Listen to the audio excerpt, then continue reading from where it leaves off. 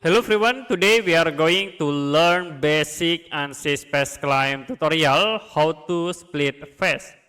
You can create new design and I will draw rectangle, use pull tools to convert into 3D. Now if you want to split the top face, you can go to design tools and then click the split option. You can click and then you can select in the top face. Now you can click again to split. So we have these two faces. I will use again split tools. I will select up this face and then you can click in it. It will be create split into 4 faces. Okay, that's it for basic Ansys Spaceclaim tutorial how to split face.